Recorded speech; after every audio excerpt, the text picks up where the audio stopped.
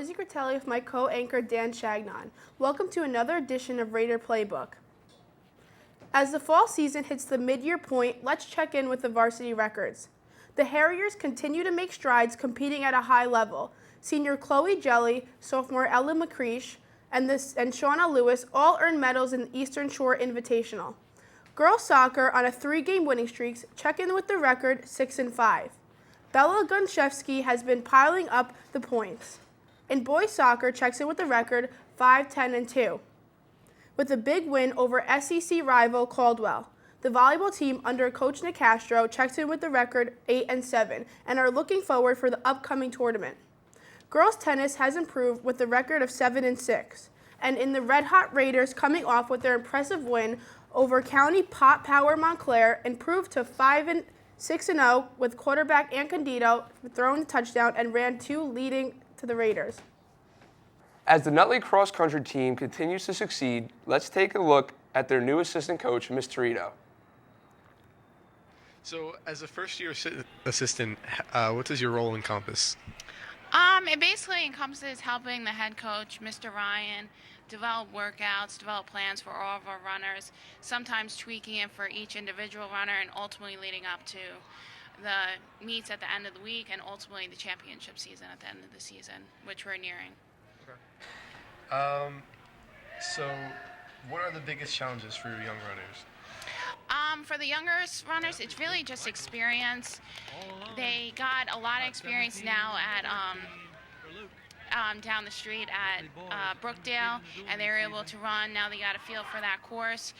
And now it's just the workouts. They got a feel for it. They can shadow the older runners. So it's really just experience under their belt and getting in the runs and the workouts. Okay. Performing in the pen relays, how was that an asset in your coaching strategy? I performed in pen relays quite a few times. Just seeing the whole atmosphere and the different runners there, really, it takes a lot back, and you can transfer a lot of the information that you see people doing there to your athletes, to your runners. So it was a good experience I could ultimately share with my athletes. How would you compare coaching sprinters in the spring and long distance in the fall?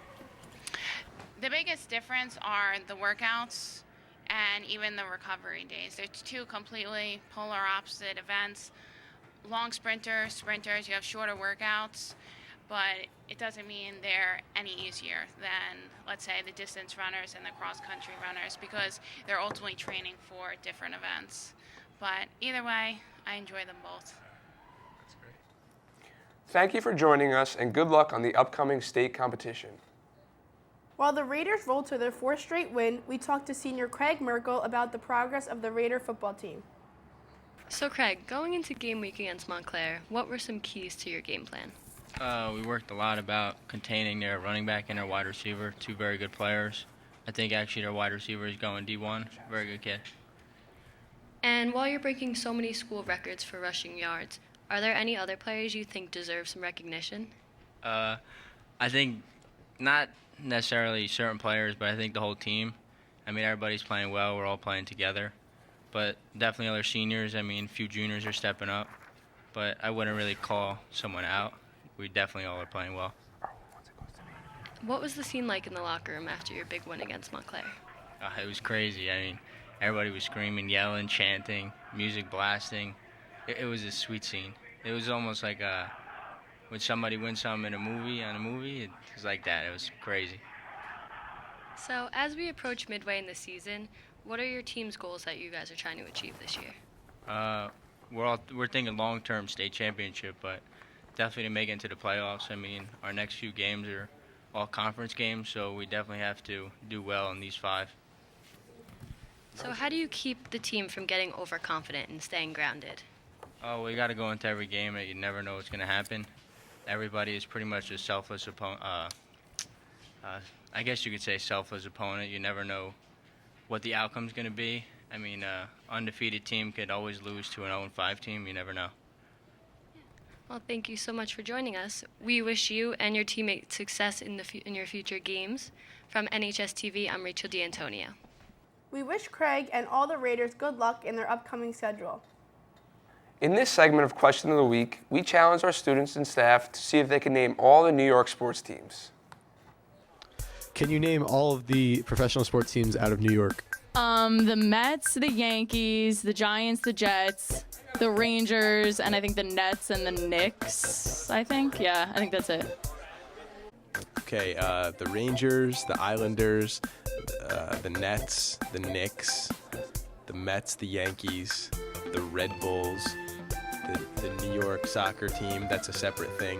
Rangers, Jets, Giants, Yankees, Mets, and yeah. New York Giants, New York Mets, the New York City FC, New York Jets, Mets, the Yankees, New York Cosmos. The Devils, the Mets, the Yankees, the Islanders, Giants, Jets. Yeah, I think that's it. Yeah. Okay. New York Mets, New York Yankees, New York Giants, New York Jets, New York Rangers. Are there other sports I'm supposed to include? Can we start with the New York Rangers? Okay.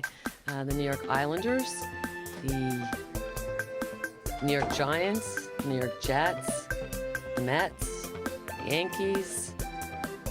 I don't know soccer or if we have any teams, so I'm not good there. New York, I think I'm done. You go.